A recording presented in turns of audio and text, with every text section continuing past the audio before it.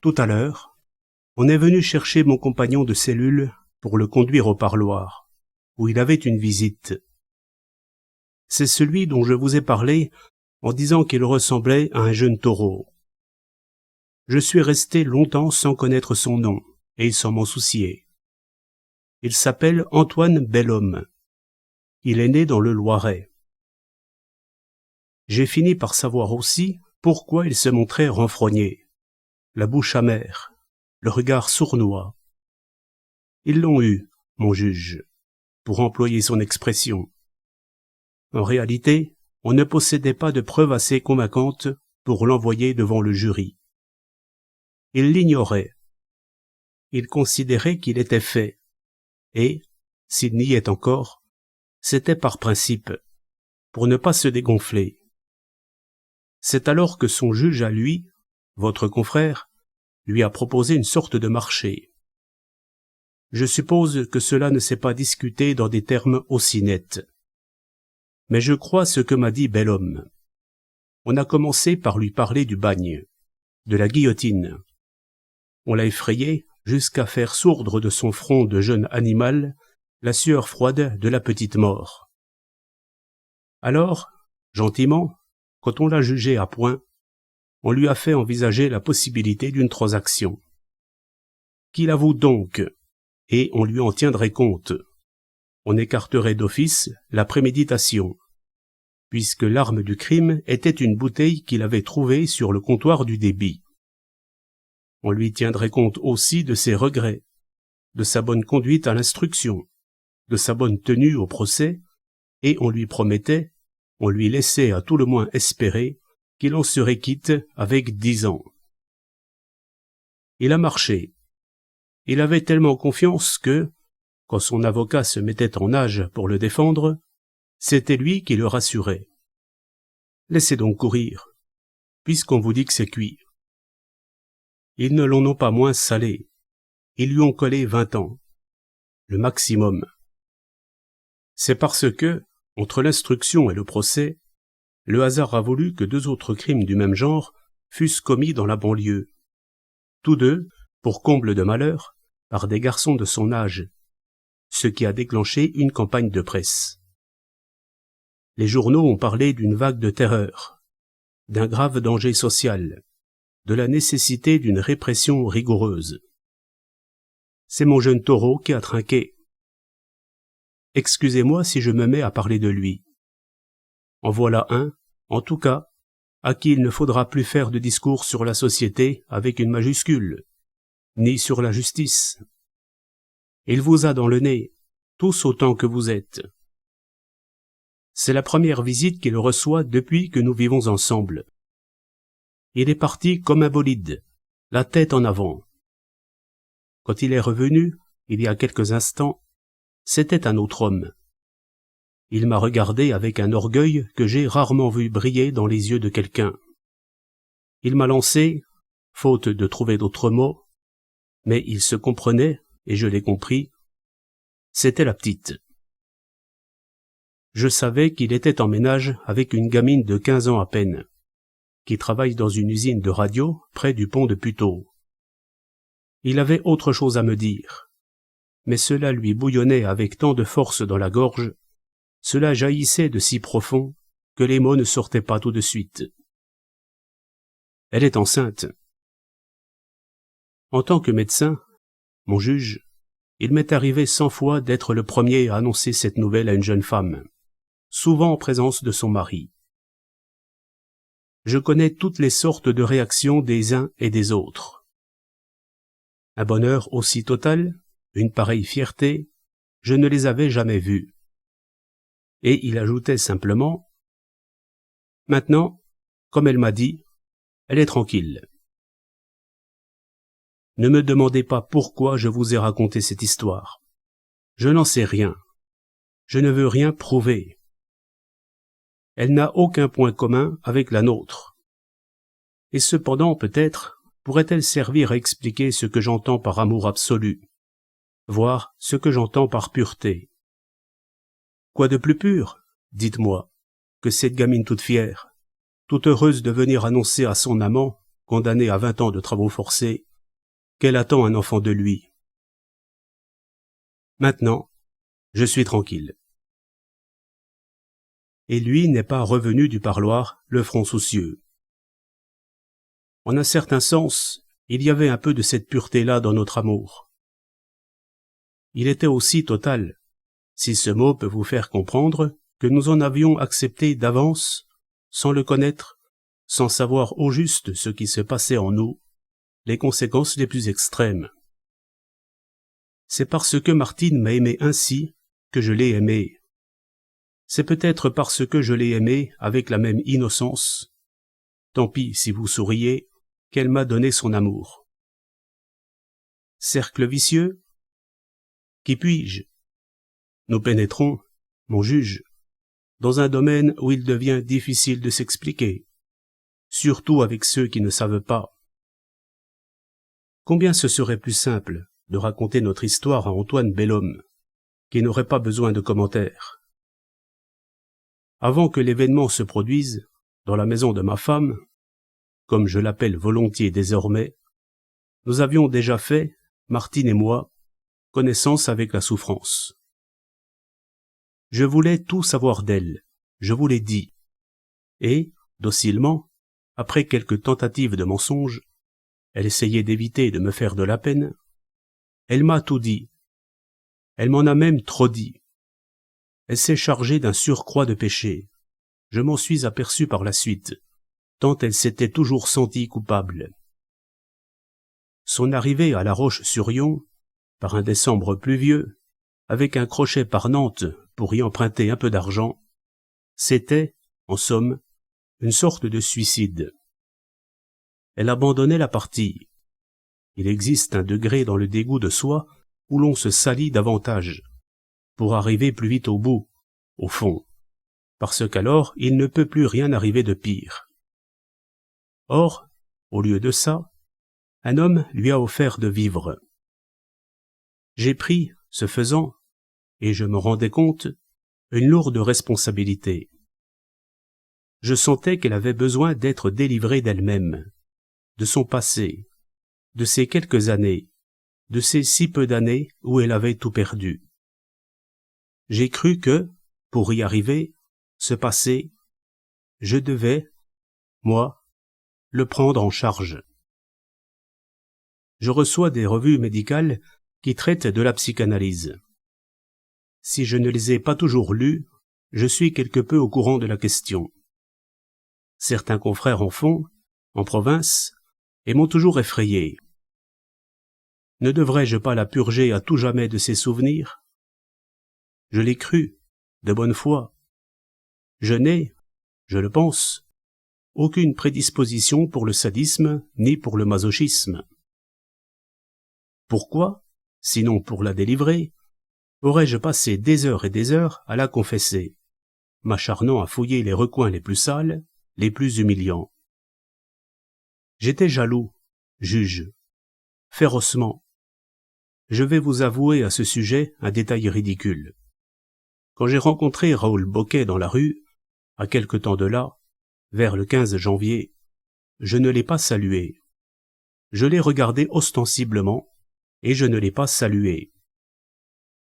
Parce qu'il l'avait approché avant moi, parce qu'il lui avait offert à boire et qu'elle avait accepté, parce qu'il avait connu l'autre Martine.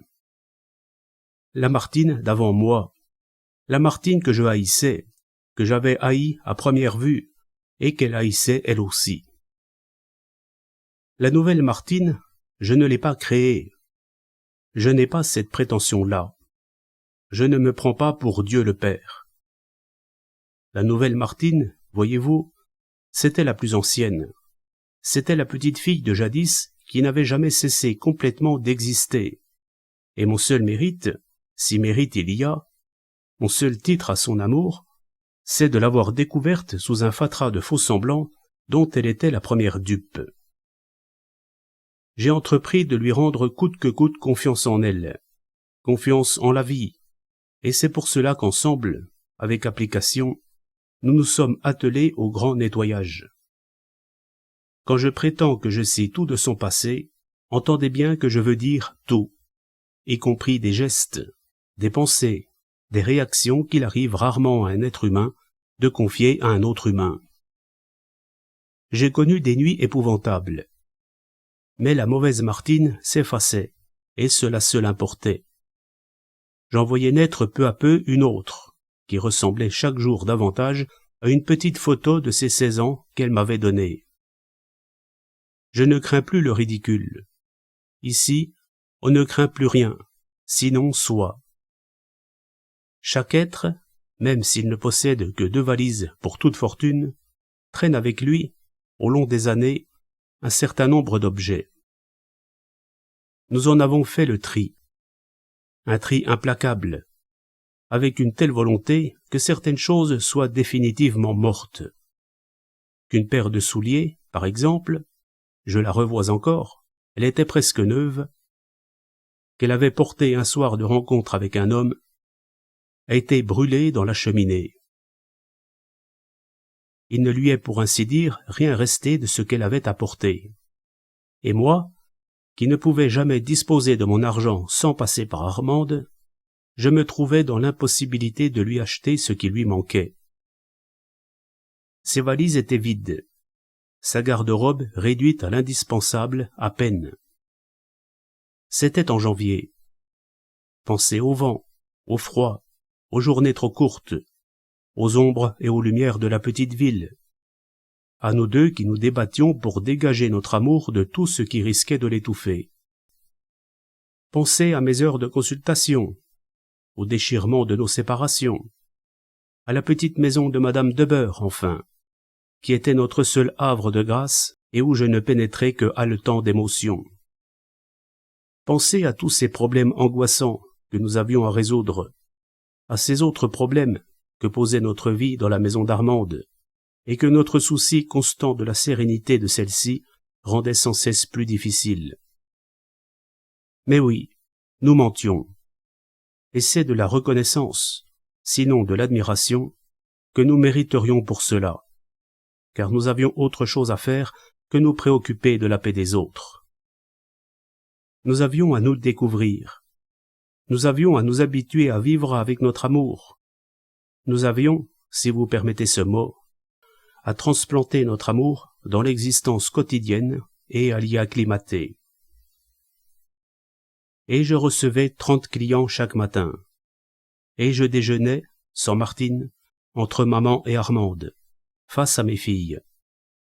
Je leur parlais. Il faut croire que je parvenais à leur parler comme un homme ordinaire, puisqu'Armande, la subtile, l'intelligente Armande, ne s'est aperçue de rien. Duplicité, hein, mon juge? Allons donc.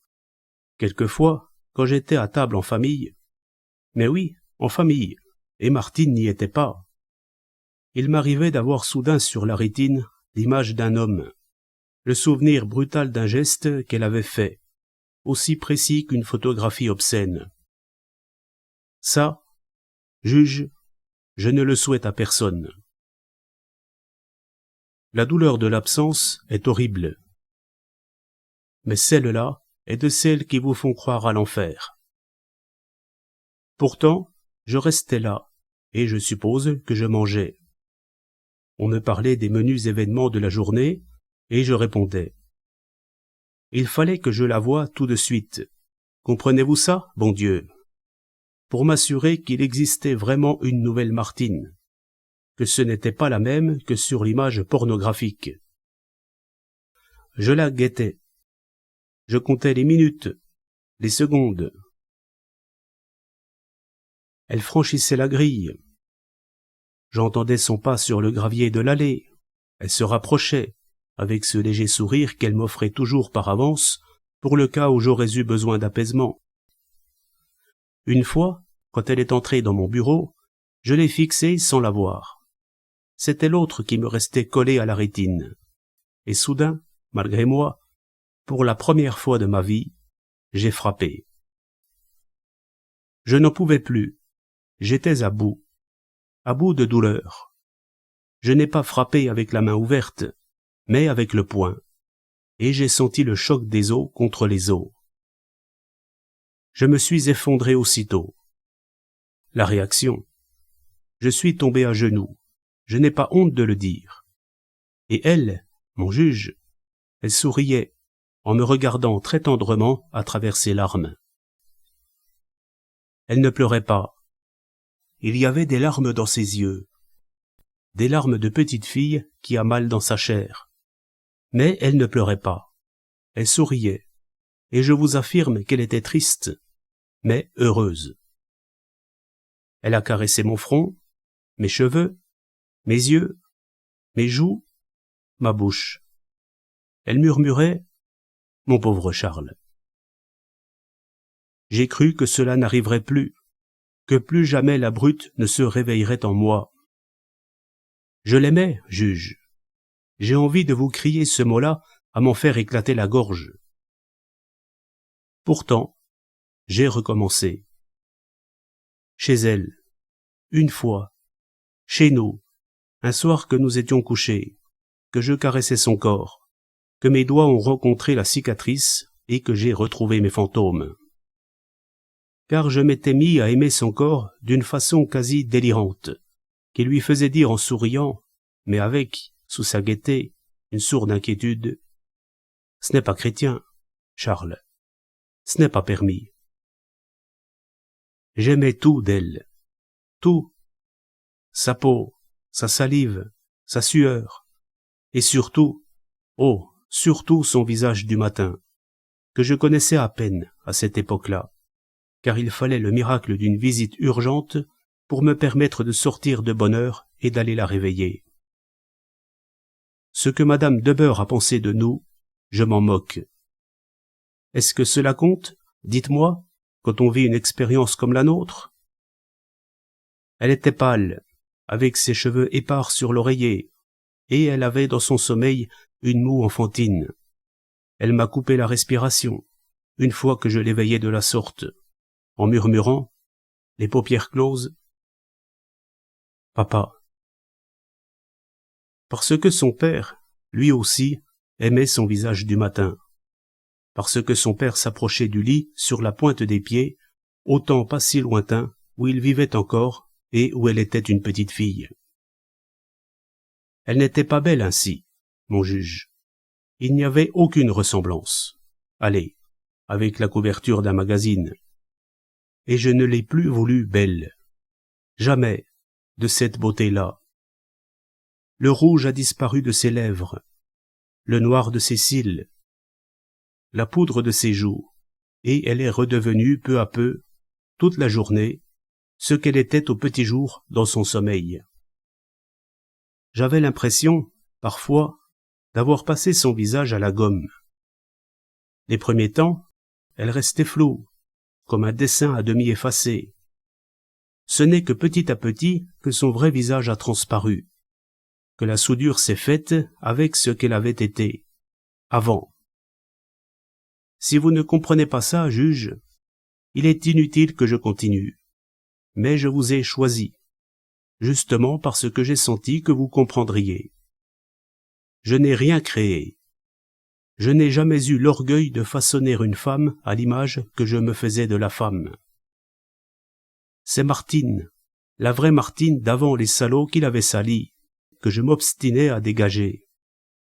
C'est celle-là que j'aimais et que j'aime, qui est mienne, qui fait à tel point partie de mon être que je ne distingue plus nos limites. Madame Debeure a probablement tout entendu, nos murmures, mes éclats de voix, mes colères, mes coups. Et après, est-ce notre faute? Armand a dit, plus tard, « Qu'est-ce que cette femme a pu penser ?» Non mais, mon juge, mesurez, je vous en supplie. D'une part, ma maison, vous savez, notre maison, la maison d'Armande, avec les fauteuils, le tapis rose de l'escalier et les barres de cuivre, les bridges et la couturière, Madame Debeure et ses malheurs, son mari mort sous un train et son kyste, car elle avait un kyste, et, d'autre part, l'exploration que nous avions entreprise, le jeu total que nous jouions, sans réserver notre mise, sans arrière-pensée d'aucune sorte, au péril de notre vie. Au péril de notre vie, oui. Cela, Martine l'a compris avant moi. Elle ne l'a pas dit alors. C'est la seule chose qu'elle m'ait cachée. Voilà pourquoi, à certains moments, elle me regardait avec des pupilles dilatées, comme si elle ne voyait pas. Elle voyait plus loin, elle voyait un autre moi, le moi futur, comme je voyais en elle la petite Martine d'autrefois. Elle n'a pas reculé, juge, elle n'a pas hésité un instant. Et pourtant, si vous saviez comme elle avait peur de mourir, une peur enfantine de tout ce qui touche à la mort. C'est le lendemain d'un jour où je m'étais battu avec le passé, avec l'autre Martine et avec mes fantômes, le lendemain d'un jour où je l'avais frappé avec plus de violence, que nous avons été surpris. Il était 8 heures. Ma femme aurait dû être, en haut, avec ma plus jeune fille, qui n'avait pas de classe ce jour-là. Des clients attendaient, en rang sur les 2 banquettes de la salle d'attente.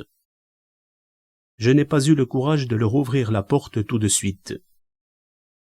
Martine avait un œil meurtri. Elle souriait, et son sourire en était plus émouvant. Je débordais de honte et de tendresse.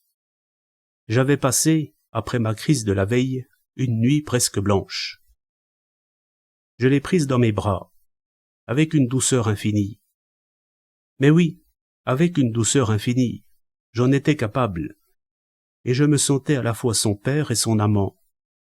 Je comprenais que désormais, quoi qu'il arrive, nous n'étions plus que 2 au monde, que sa chair était la mienne, qu'un jour viendrait, tout proche, où nous n'aurions plus besoin de nous interroger et où les fantômes s'enfuiraient. J'ai balbutié à son oreille, encore froide du froid de la rue. Pardon. Je n'avais pas honte. Je n'avais plus honte de mes emportements, de mes crises, parce que je savais maintenant qu'ils faisaient partie de notre amour. Que notre amour, tel qu'il était, tel que nous le voulions, n'aurait pas pu exister sans eux. Nous ne bougions pas. Elle avait penché la tête sur mon épaule. À cette minute-là, je m'en souviens, je regardais très loin, à la fois dans le passé et dans l'avenir. Je commençais à mesurer avec effroi la route qu'il nous restait à parcourir. Je n'invente pas après coup. Ce ne serait digne ni d'elle ni de moi.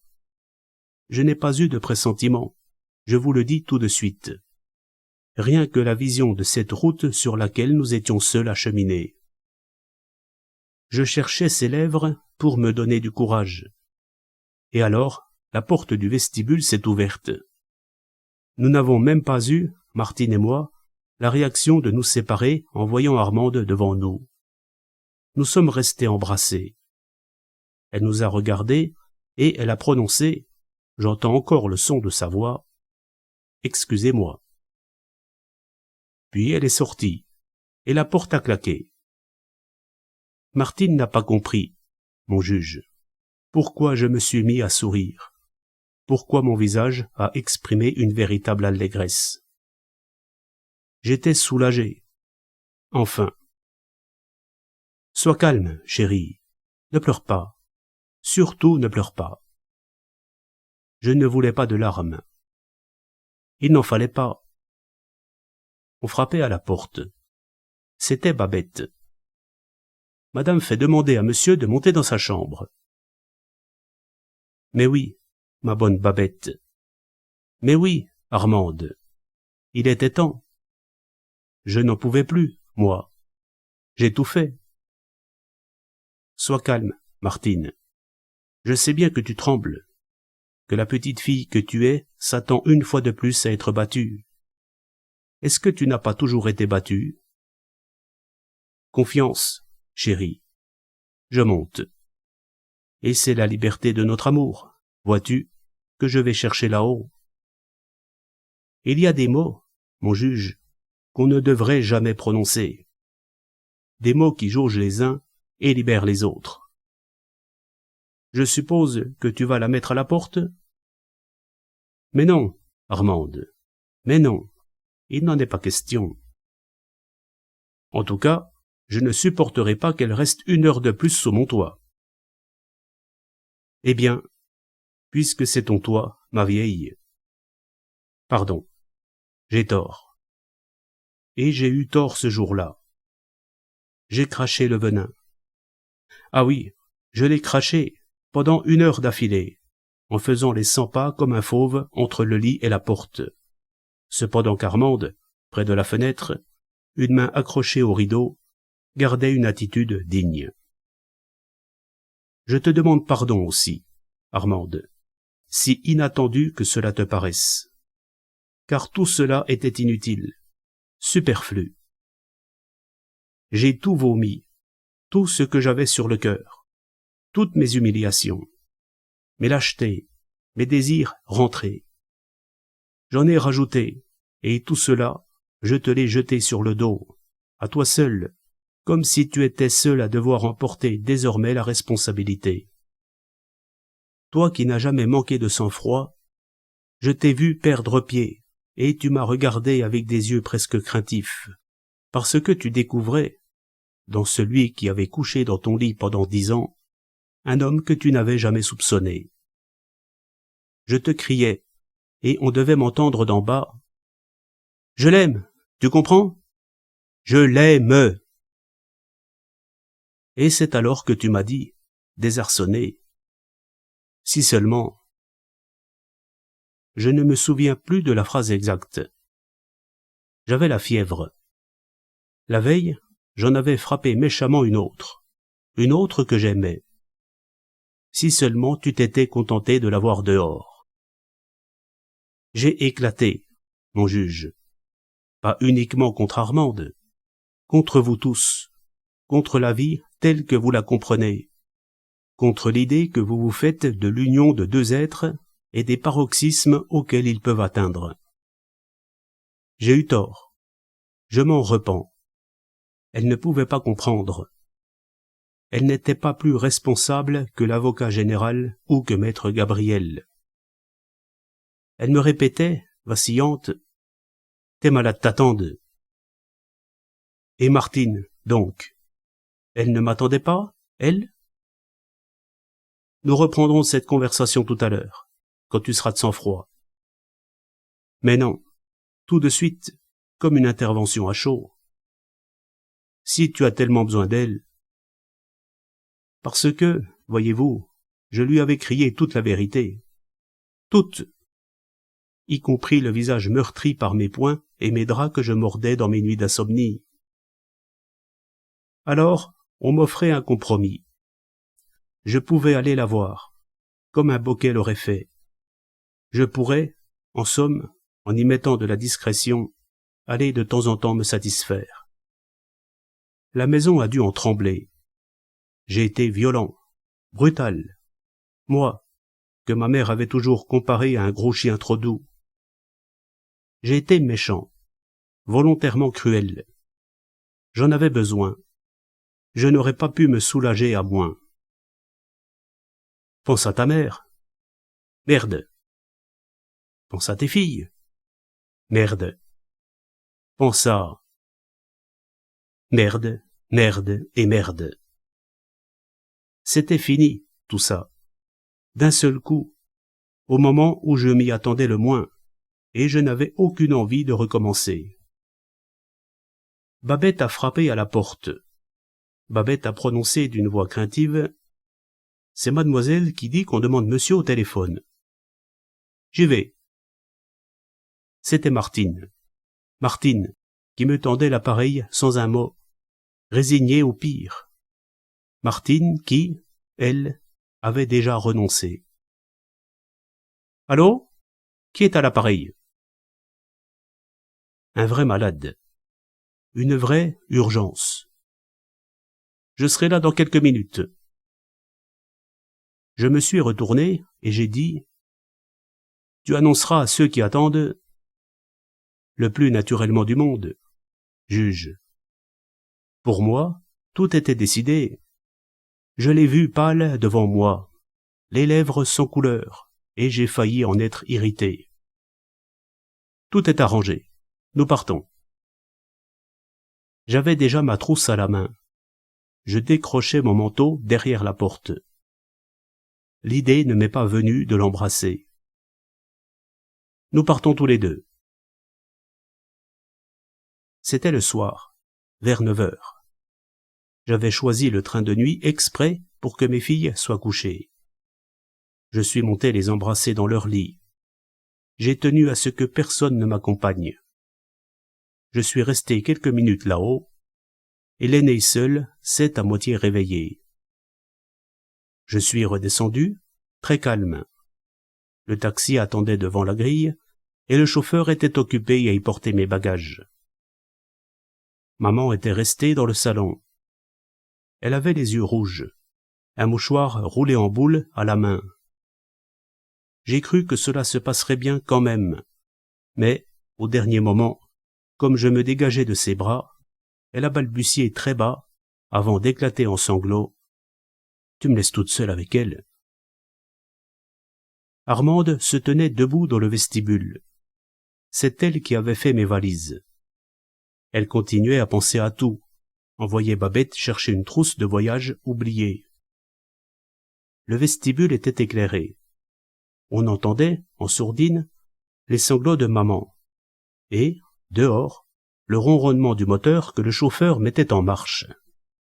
« Au revoir, Charles. »« Au revoir, Armande. » Et alors, nous avons ouvert la bouche. Nous avons prononcé en même temps les mêmes mots. « Je ne t'en veux pas. » Nous avons souri, malgré nous. Je l'ai prise dans les bras, et je l'ai embrassée sur les 2 joues. Elle m'a déposé, elle, un baiser sur le front. Elle a soufflé en me poussant vers la porte. « Va. » Je suis allé chercher Martine, et nous nous sommes retrouvés tous les deux sur un quai de gare. Cette fois, il ne pleuvait pas, et je n'ai jamais vu tant d'étoiles au ciel. Pauvre Martine, qui avait encore peur, qui m'épiait, qui m'a demandé, au moment de monter dans notre compartiment, « Tu es sûr que tu ne regretteras pas ?» Nous étions seuls. Nous avons tout de suite éteint la lumière, et je l'ai serré contre moi si étroitement que nous devions avoir l'air d'un de ces couples d'émigrants qu'on voit, blottis les uns contre les autres, sur les entreponts de bateaux. Nous aussi, nous partions vers l'inconnu. Qu'aurions-nous pu dire cette nuit-là? Même quand j'ai senti la chaleur d'une larme contre ma joue, je n'ai pas cherché de mots pour la rassurer, et je me suis contenté de caresser ses paupières. Elle a fini par s'endormir, et j'ai compté toutes les gares avec leurs lumières qui défilaient derrière nos rideaux. À Tours, des gens chargés de bagages ont ouvert notre porte. Leurs regards ont scruté l'obscurité, ont dû voir nos formes enlacées. Ils se sont éloignés sur la pointe des pieds après avoir refermé tout doucement la porte. Ce n'était pas une fuite, vous savez. Avant de partir, nous avions arrangé fort convenablement les choses, Armande et moi. Nous avons même pu envisager pendant des heures les détails de notre avenir. Que dis-je? Elle m'a donné des conseils, d'une voix un peu hésitante, avec l'air de m'en demander pardon.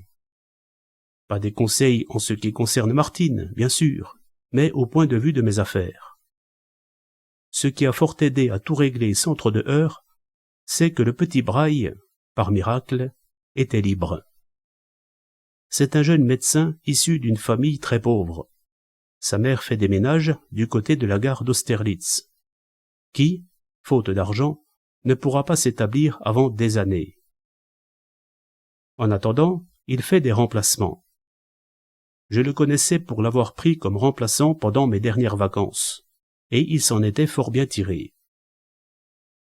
D'accord avec Armande, je lui ai téléphoné, chez lui, à Paris. À cause des sports d'hiver, je craignais qu'il fût pris par un confrère désireux de passer quelques semaines à Chamonix ou à Megève. Il était libre. Il a accepté de venir tout de suite et de s'installer chez moi pour un temps indéterminé. Je ne sais pas s'il a compris.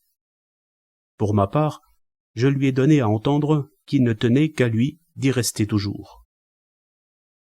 On lui a réservé une chambre, celle que Martine a occupée pendant 2 nuits. C'est un garçon roux, un peu trop tendu, trop crispé à mon gré. On sent trop qu'il compte se venger un jour de la vie, mais que la plupart des gens trouvent sympathique.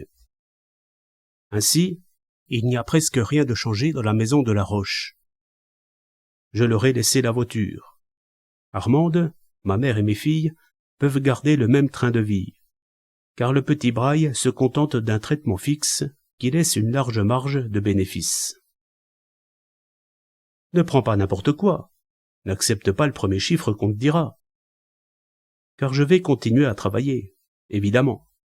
J'ai d'abord pensé chercher une place dans un grand laboratoire parisien, mais cela me forcerait à quitter Martine une partie de la journée. Je l'ai dit franchement à Armande, et elle a murmuré avec un sourire qui n'était pas aussi ironique que j'aurais pu le craindre. « Tu as si peur que ça ?» Je suis jaloux, mais je n'ai pas peur. Ce n'est pas parce que j'ai peur que je suis malheureux, désemparé, crispé dès que je la quitte un moment. À quoi bon expliquer cela à Armande, qui, d'ailleurs, j'en jurerais, a fort bien compris. En ne touchant qu'à une partie de nos économies, je peux reprendre un cabinet dans les environs de Paris. Le reste, presque tout ce que nous possédons, je l'ai laissé à la disposition d'Armande et des enfants. Je n'ai même pas eu besoin de lui signer une procuration, car elle en a une depuis longtemps. Voilà comment nous nous sommes arrangés, et nous avons pu, je le répète, parler calmement. C'était un peu voilé, vous me comprenez. Instinctivement, nous parlions à voix feutrée. Tu comptes revenir de temps en temps voir tes filles? Je compte les revoir souvent. Sans elles? Je n'ai pas répondu. Tu ne m'imposeras pas ça, n'est-ce pas, Charles? Je n'ai rien promis. Nous sommes partis, Martine et moi, et nous avons passé la nuit dans les bras l'un de l'autre. Sur une banquette de train, sans dire un mot. Il y avait du soleil, à notre arrivée, sur la banlieue de Paris. Nous sommes descendus dans un hôtel banal, convenable, près de la gare, et j'ai inscrit sur le registre « Monsieur et Madame Charles à l'Avoine ». Nous faisions seulement l'apprentissage de notre liberté, et nous étions encore un peu gauches.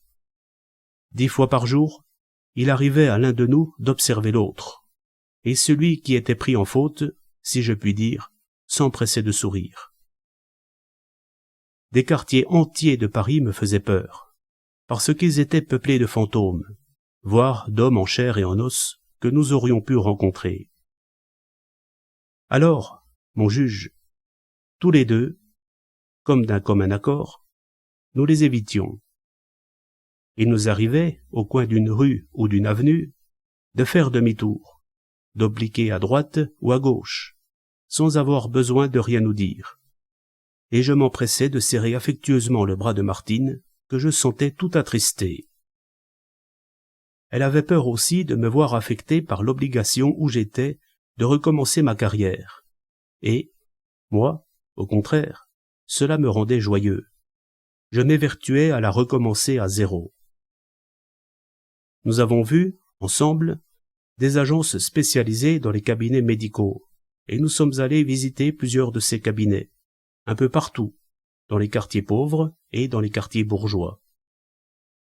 Pourquoi les quartiers pauvres me tentaient-ils plus que les autres? Je sentais le besoin de m'éloigner d'un certain milieu qui me rappelait mon autre vie, et il me semblait que, plus nous nous en écartions, plus Martine serait mienne. Nous avons jeté notre dévolu, en fin de compte, après seulement 4 jours d'allées et venues, sur un cabinet situé à Issy-les-Moulineaux, au plus noir, au plus grouillant de la banlieue ouvrière. Mon prédécesseur était un Roumain, qui avait fait fortune en quelques années et qui regagnait son pays. Il a exagéré, bien sûr, les mérites de son cabinet. C'était presque une usine, et les consultations n'étaient pas loin de se faire à la chaîne. La salle d'attente, blanchie à la chaux, avec des graffitis sur les murs, faisait penser à un endroit public. On y fumait et on y crachait. Et il y aurait sans doute eu bagarre si l'idée m'était venue de donner à un malade un tour des faveurs. C'était au rez-de-chaussée. Cela prenait jour sur la rue, et on y entrait comme dans une boutique. Sans bonne pour vous introduire. Sans sonnette. On prenait sa place à la queue, et on attendait. Le cabinet de consultation, où nous passions presque toute la journée, Martine et moi, donnait sur la cour, et, dans cette cour, il y avait un forgeron qui frappait le fer du matin au soir. Quant à notre appartement, au 3e étage, il était assez neuf, mais avec des pièces si exiguës qu'il ressemblait à un ménage de poupées. Nous avions été obligés de reprendre les meubles du roumain, des meubles de série, comme on en voit à l'étalage des grands magasins. J'ai acheté, d'occasion, une petite voiture à 2 places, une 5 chevaux, car ici les Moulineaux est vaste comme une ville de province, et j'y avais des clients dans tous les coins. En outre, les premiers temps, ce qui m'avait le plus humilié, je l'avoue, c'était d'attendre, souvent pendant de longues minutes, le tramway au coin de la rue. Martine a appris à conduire et a obtenu son permis. C'est elle qui me servait de chauffeur. De quoi ne me servait-elle pas? Nous ne parvenions pas à trouver une bonne. Nous attendions des réponses aux annonces que nous avions mises dans les journaux de province, et nous nous contentions d'une femme de ménage, sale comme un peigne, méchante comme une gale, qui consentait à venir 2 ou 3 heures par jour. Pourtant, dès 7h30 du matin, Martine descendait avec moi pour les consultations, endossait sa blouse, mettait son voile et me préparait le travail. Nous allions déjeuner ensemble, le plus souvent dans un petit restaurant de chauffeurs, et parfois elle levait vers moi des yeux inquiets. J'étais obligé de lui répéter « Je te jure que je suis très heureux ». C'était vrai. C'était vraiment la vie qui recommençait, presque à zéro. J'aurais voulu être encore plus pauvre, reprendre les choses de plus bas. Elle me pilotait ensuite à travers les rues encombrées, m'attendait devant le domicile de mes malades, et le soir, quand nous le pouvions, nous faisions le marché ensemble afin de dîner dans notre appartement jouet.